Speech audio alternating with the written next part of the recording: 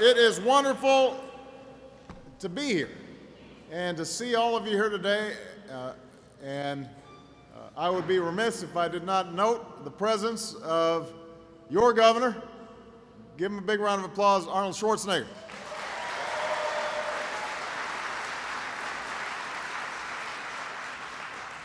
All right, I'm just going to go ahead and mention our district attorney, Kamala Harris, who's here.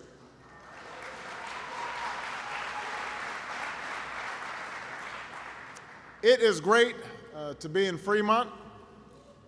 Good to be back in Northern California. I was reminiscing a little bit. Michelle and I took our honeymoon in Napa Valley. It was almost 17 years ago, and we drove down the Pacific Coast Highway, and so I was fantasizing about going and renting a car. But I was told that would cause a stir. So next time. But it's wonderful to be here in Northern California. It is always nice to get out of Washington a little bit. Now, don't get me wrong, the Capitol is a beautiful place, nice monuments. I have no commute, which very few people in California can say is true for them. But the truth of the matter is that when you're in Washington, a lot of times all you're thinking about, or all that's being talked about, is politics. Who's up, who's down, contest between the parties, instead of people remembering why it is that they aspired to go into politics in the first place. We end up getting caught up in the moment instead of what is important for the future. So I try to visit places like this about once a week, hear from folks as often as possible who are actually doing the extraordinary work of building up America. And I appreciated the chance to tour your plant and to see the incredible cutting-edge solar panels that you're manufacturing, but also the process that goes into the manufacturing these solar panels. And it is just a testament to American ingenuity and dynamism, and the fact that we continue to have the best universities in the world, the best technology in the world, and most importantly, the best workers in the world. And you guys all represent that. So thank you very much for that.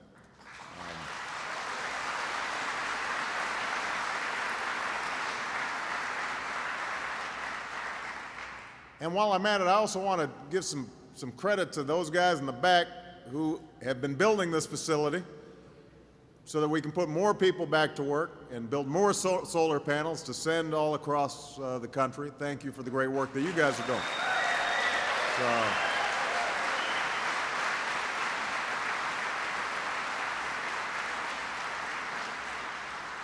Now, it's fitting that this technology is being pioneered here in California. Where else, right? For generations, this part of the country has embodied the entrepreneurial spirit that has always defined America's success. People heading west. It was here where weary but hopeful travelers came with pickaxes in search of a fortune. It was here that tinkerers and engineers turned a sleepy valley into a center of innovation and industry. It's here that companies like Solyndra are leading the way toward a brighter and more prosperous future. And you're doing so at a time of real challenge for America. I don't have to tell you that.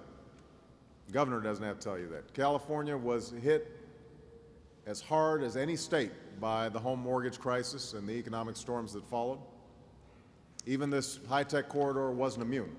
Foreclosures skyrocketed, home values fell, businesses slowed, from family restaurants to Fortune 500 companies. Fremont lost thousands of jobs as the NUMMI auto plant slowed production and shut down, and that hurt not only auto workers but local businesses and parts suppliers.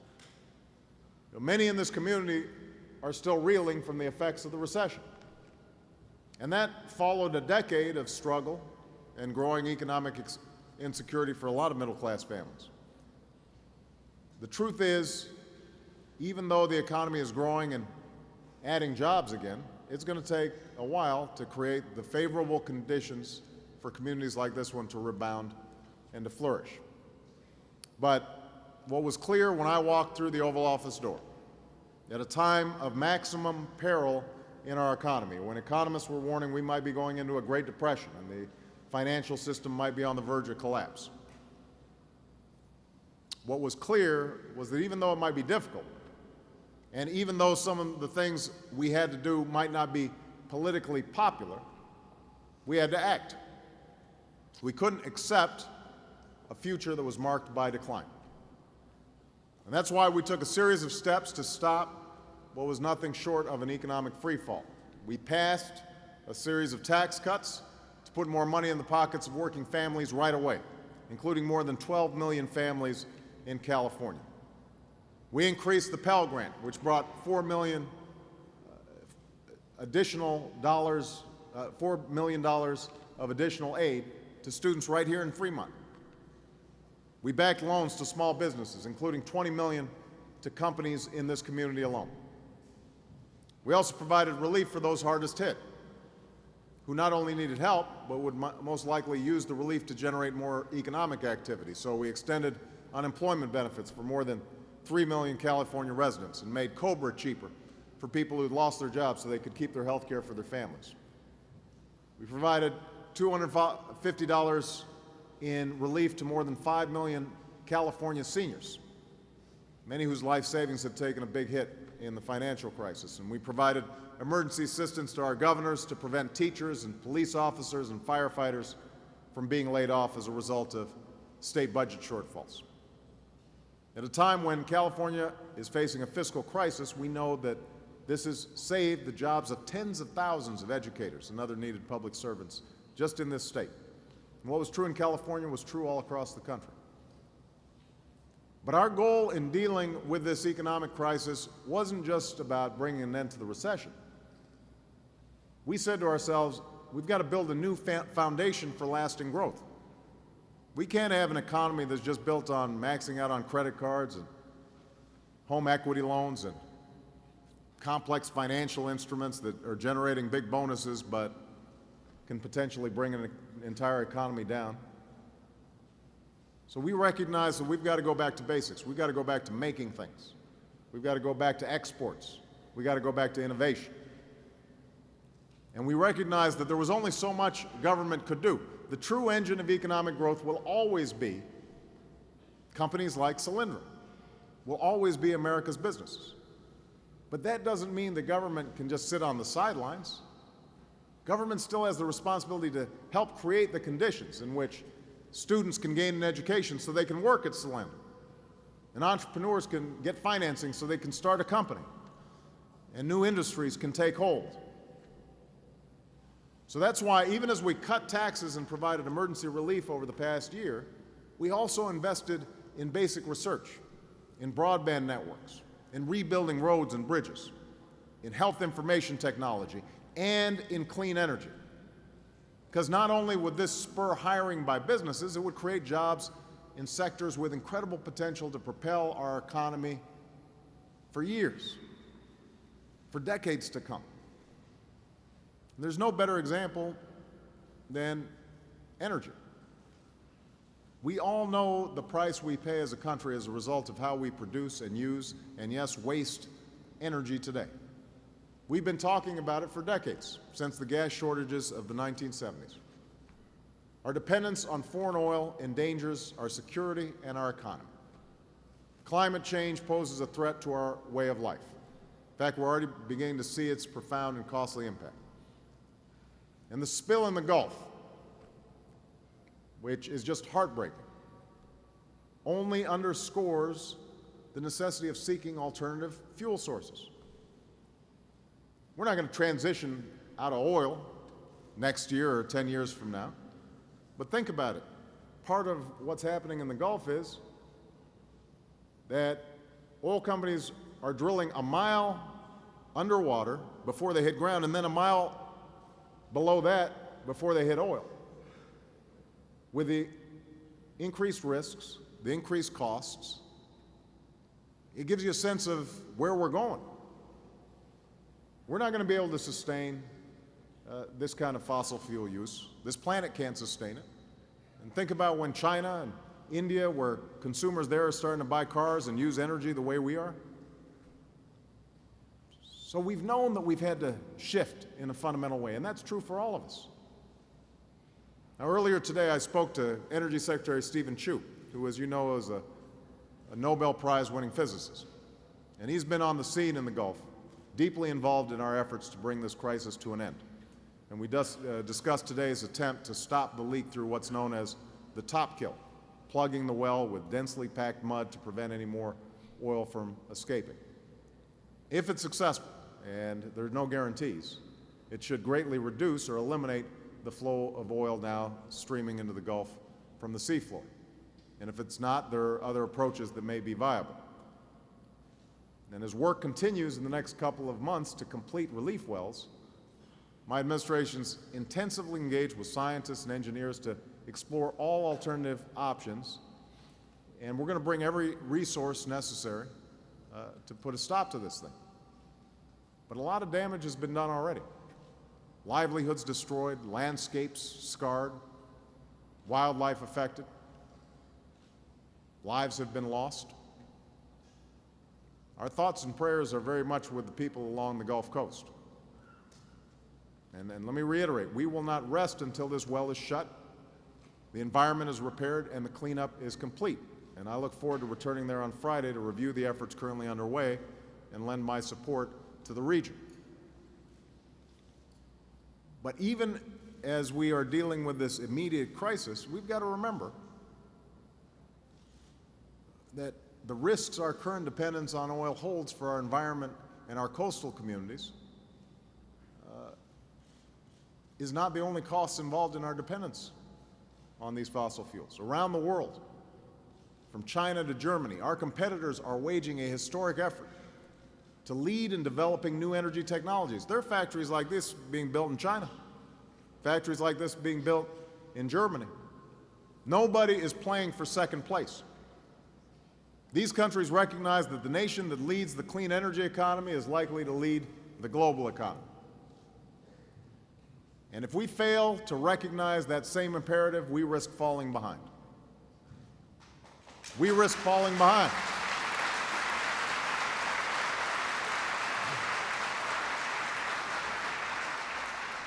"15 years ago, the United States produced 40% of the world's solar panels.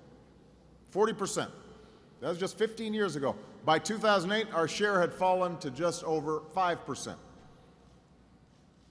I don't know about you, but I'm not prepared to cede American leadership in this industry, because I'm not prepared to cede America's leadership in the global economy.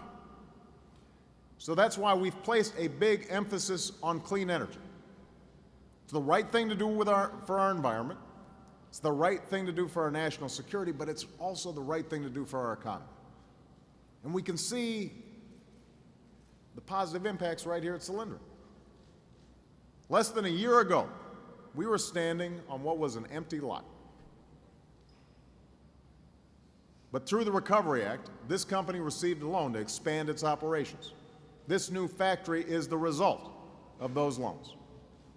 Since the project broke ground last fall, more than 3,000 construction workers have been employed building this plant. Across the country, workers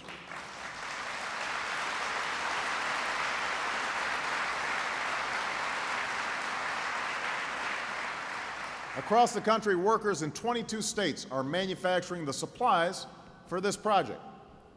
Workers in a dozen states are building the advanced manufacturing equipment that will power this new facility.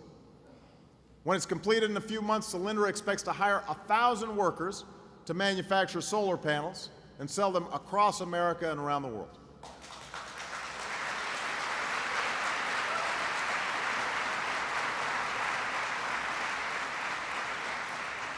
And this, in turn, will generate business for companies throughout our country who will create jobs supplying this factory with parts and materials. So there's a ripple effect. It's not just localized to this area. Meanwhile, down the road, we're seeing some other welcome signs. I know the closure of the NUMMI plant was devastating to this community, and thousands of jobs were lost. And it was all the more painful and heartbreaking because the factory had been held up as an example of how America could lead in manufacturing. But thanks to loans through the Department of Energy, which helped provide Tesla Motors with the financial wherewithal to expand, that shuttered plant is soon going to reopen. And once again,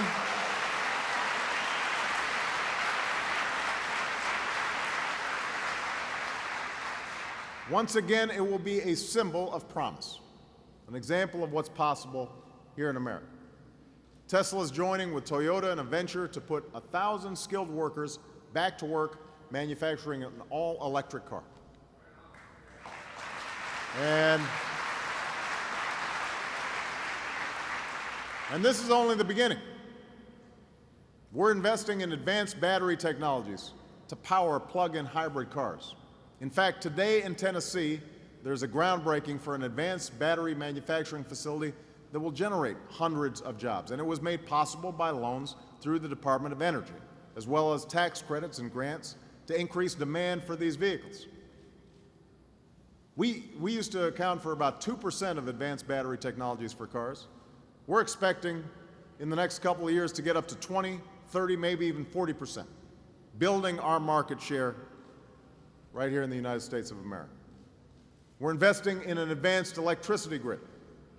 And Governor Schwarzenegger and I were just talking about this before we came out, because this has been a big priority for him. That'll be more efficient and better able to harness renewable energy sources. We're providing grants to build wind farms and install these solar panels, helping us double our ability to generate renewable energy. We're expanding our capacity in biofuels to reduce our dependence on oil. We've helped forge one historic agreement and are on track to produce a second to dramatically increase the fuel efficiency of America's cars and trucks. So we are making progress. It's progress that's going to produce jobs. It's going to help secure our future. But we've still got more work to do, and that's why I'm going to keep fighting to pass comprehensive energy and climate legislation in Washington. We're going to try to get it done this year.